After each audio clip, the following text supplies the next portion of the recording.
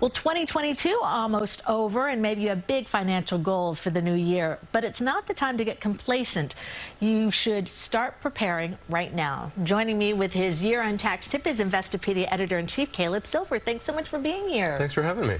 Now, the tax law is always changing. It's so hard to keep up with what the latest. What do we need to know for this next time that we're filing? Well, it's a great time to take your financial inventory, but especially as we head into tax season, you got to know your brackets. The IRS adjusts the income brackets every year. They did it in 2022 for 2022, a big adjustment for 2023. Know where your income is in those brackets, your marginal income, because that's what you're getting taxed on. Make sure you're aware of those numbers. And remember that your tax brackets are the same, but the areas, the range is a little bit wider. You could fall into a smaller range.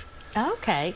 And what are some of the biggest mistakes people make when they're filing their taxes? Well, a lot of folks go for the standard deduction, and that's fine as long as you're aware of what it is. But if you've had a life change, it's very important, especially with your withholdings, to be aware of what's happened. Are you recently married? Are you recently divorced? That could change your tax status. Are you getting too big of a refund? Did you have a child? Are you starting a second job? All of these things matter in terms of how you file, the deductions you can take, and the withholdings you can take against them. And yeah, we just talked about withholdings and deductions and the standards for that.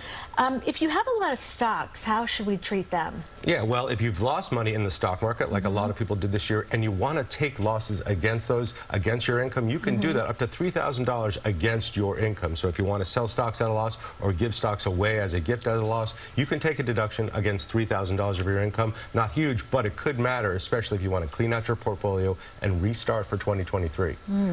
Now, so many of us are giving to charities these days. How does that affect your taxes? Well, you can take a deduction against the charitable giving, but remember, back in 2000, the government and the IRS said you could take it up against 100% of your adjusted income. Now it's back down to 30%, so we're back down to 2019 laws. It still pays to give money to charity. You have a great program with Common Pantry, still pays to give money to charity, and you can take that deduction just a little bit less than you could have taken a couple of years ago, but it still matters. And if you want to give stock, if you want to give money to relatives, you can still do that and take that withholding as well.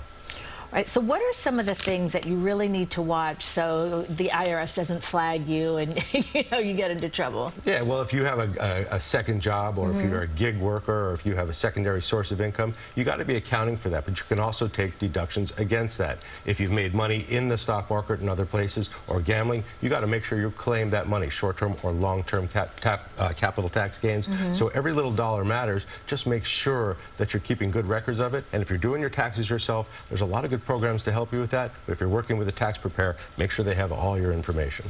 Right, and I was going to say a lot of people do taxes on their own. What are some of the tips you give them, because they might not necessarily have that expert who knows everyone? Yeah, you got to make sure you have all your paperwork in order, and that means if you've had expenses through the year, if you had a small business, make sure you have all your receipts. If you've given money, make sure you have all the records of that with the EIN numbers or the 529 numbers of the places you've donated money. But the most important thing is know where you stand, know where your brackets are, have all your paperwork in order, and know how to file. It couldn't be easier, but you have to pay attention. Right.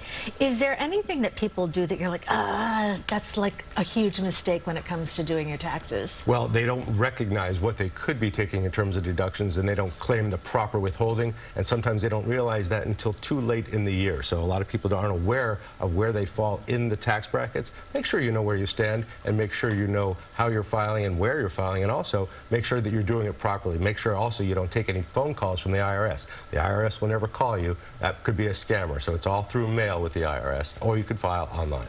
All right, is it all through snail mail or email with IRS, or is it? Yeah, it's through snail mail with the IRS, but in terms of filing, you can file electronically, of course, and it couldn't be any easier to do that. But if the phone rings and somebody says they're from the IRS, they're not from the IRS. That's a scammer. They'll never call you. Is that same with the email? They're not going to email you as well? That's correct. You may get an alert to check into your irs.gov account, but they're not going to email you and say, submit your refund here. Very good tip. A lot of scams out there. That's right. Caleb Silver, thank you so much for being here this morning.